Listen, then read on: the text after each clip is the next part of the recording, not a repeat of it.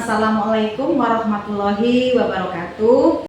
Baiklah ibu-ibu, dalam materi kali ini saya akan mengangkat judul yaitu memenuhi gizi anak yang optimal pada anak usia dini terutama ya. Jadi di sini sebelum saya menyampaikan materi, mungkin sebaiknya kita perkenalan dulu karena kalau tidak kenal maka tidak sayang. Jadi perkenalkan, nama saya Lulu Ulfatiningsi SPD. Saya berasal dari Kecamatan Padang Jaya. Di sini saya mewakili dari PD Himpaudi Kabupaten Bengkulu Utara.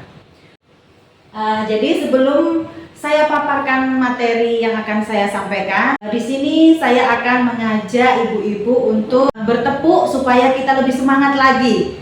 Mari kita sama-sama bertepuk sukses. Insya Allah kita semua ibu-ibu di sini adalah ibu yang sukses di dunia akhirat ya.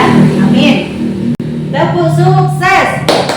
Di hatiku ada cinta, di mulutku ada doa, di tanganku ada karya. Sukses, sukses, yes. Oke. Pada materi kali ini yang sudah saya sampaikan judulnya tadi, bahwasannya kita akan mengangkat masalah gizi ya. Mengapa kita perlu memahami gizi pada anak? Nah, tentunya ibu-ibu semua mungkin sudah tahu apa sih itu gizi. Jadi pada masa anak usia dini merupakan potensi untuk mengembangkan pertumbuhan dan perkembangannya. Jadi anak-anak usia dini itu memerlukan banyak sekali asupan-asupan gizi yang berguna untuk kecerdasannya. Gizi itu perlu dukungan. Jadi dari ibu-ibu semua, zat gizi yang baik itu dengan makanan yang sehat. Makanan sehat itu tentunya tidak harus yang mahal. Mungkin ada di sekitar kita, mungkin ibu-ibu semua di rumah ada yang menanam sayuran, misalnya pucuk ubi, bayam. Jadi perlu untuk anak usia dini itu diperkenalkan dari sekarang. Jadi jangan kita selalu memberikan makanan yang instan, yang itu memang notabene kurang bagus untuk anak-anak dan perkembangan otaknya. Nah, bagaimana memenuhi gizi seimbang pada anak usia dini? Jadi untuk memenuhinya itu adalah memberikan makanan pada anak yang harus mengandung beberapa unsur di sana. Di antaranya adalah karbohidrat, protein, lemak, vitamin, dan mineral. Jadi sekali lagi perlu saya sampaikan bahwasannya gizi pada anak yang kita berikan itu tidak perlu harus yang kita beli mahal, seperti misalnya contohnya sosis, makanan-makanan instan yang mungkin ibu di pagi hari sibuk mau menyiapkan makan anak setiap hari, bekal ke sekolahnya pakai mie instan, yang itu kurang bagus untuk gizi anak, kemudian untuk lambungnya juga tidak baik. Jadi misalnya kalau anak-anak ke sekolah itu ibu-ibu harus sore, mungkin kalau sibuk paginya disiapkan makanan itu dibuat dengan penuh cinta, mungkin dengan misalnya walaupun lauk tempe tapi tempenya dibikin sedemikian rupa, misalnya dibuat nugget dicampur dengan wortel atau bayam yang ada di sekitar kita, itu sangat baik untuk anak-anak. Nah, mengapa perlu makanan yang beragam? Jadi ternyata selain ASI, tidak ada asupan satupun jenis makanan yang mengandung semua zat gizi yang diperlukan oleh tubuh. Jadi kalau ada di masa-masa sekarang ini ibu-ibu yang sibuk di kantor, tentunya mungkin sekarang untuk memberikan ASI itu sulit. Sekarang sudah ada caranya, yaitu dengan dipompa kemudian dimasukkan ke freezer.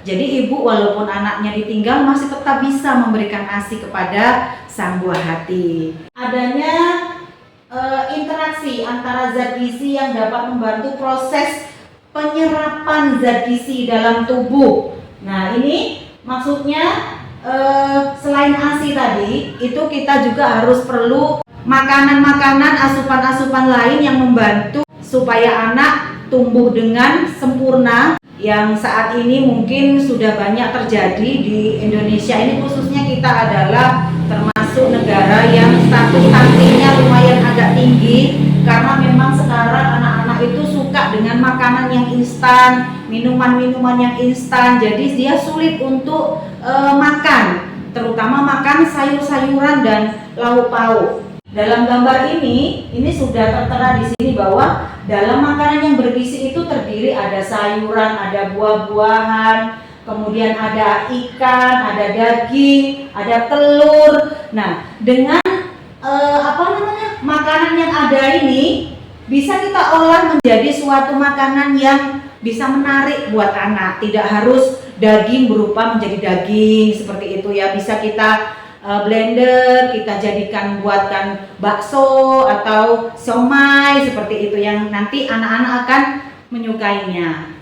Nah, di sini ada kelompok makanan yang perlu dikonsumsi yang menurut WHO atau UNICEF itu yang di sana tertera. Yang pertama yaitu air susu, seperti yang saya katakan di awal tadi bahwa air susu itu lebih penting dan ternyata tidak ada asupan gizi yang lebih penting dibandingkan ASI dari ibu-ibunya sendiri. Nah, yang kemudian yang kedua ada nasi, kemudian umbi-umbian, biji-bijian. Nah, kita yang terutama di desa ini kan sering tuh menanam umbi-umbian di sekitar kita. Walaupun kita tidak punya sendiri, kadang tetangga ada yang menanam ubi. Nah, ternyata dari ubi itu bisa kita produksi, kita buat makanan yang menarik. Misalnya seperti ubi ungu, itu bisa kita campur dengan tepung dari agar-agar tuh ya, tepung agar-agar bisa dijadikan makanan yang menarik buat anak.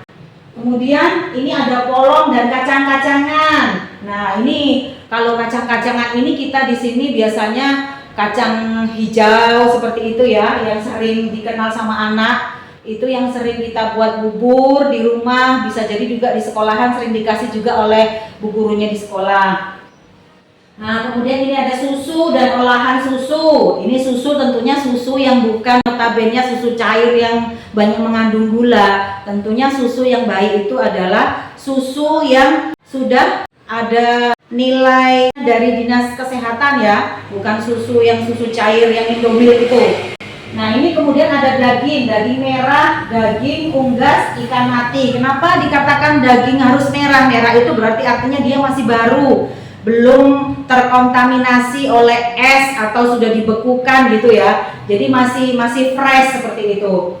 Kemudian ada telur. Nah, telur ini yang sering disukai oleh anak. Ceplok telur boleh, dadar telur. Nah, di dadar itu tentunya bisa dicampur ibu-ibu dengan sayur-sayuran yang ada di rumah ya.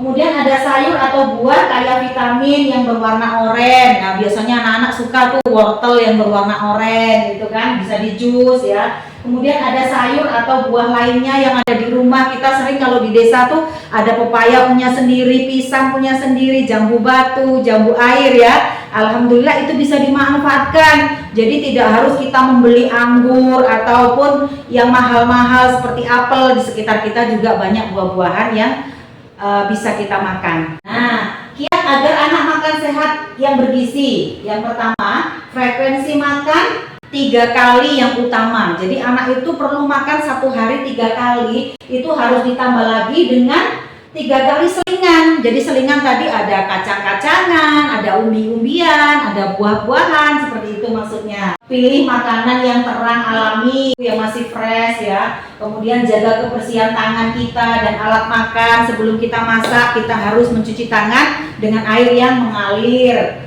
Kemudian kalau anak tidak suka dengan makanan yang kita buat, kita harus bisa membujuk anak untuk menghabiskan makanannya dengan mungkin diajak nyanyi-nyanyi, diajak main keliling-keliling di sekitar rumah atau bermain dengan teman-teman sebayanya. Kemudian mengatur pengeluaran belanja dengan cerdas ya. Maksudnya ini ibu-ibu ini kalau misalnya diberi uang oleh ayahnya uang 50.000 itu harus bisa memprediksi supaya cukup dengan asupan anak yang dibutuhkan tadi. Nah, jadi terima kasih untuk waktunya pada hari ini. Mungkin itu sedikit banyak materi yang sudah saya sampaikan. Mudah-mudahan bermanfaat untuk ibu-ibu semua dalam parenting kali ini. Saya menyampaikan tentang gizi. Mungkin di lain waktu saya akan mengangkat lagi materi yang tidak kalah pentingnya dengan yang berhubungan dengan anak usia dini. Terima kasih atas waktu yang sudah diberikan. Mohon maaf atas segala kekurangan. Wabillahi taufiq wal hidayah. Wassalamualaikum warahmatullahi wabarakatuh.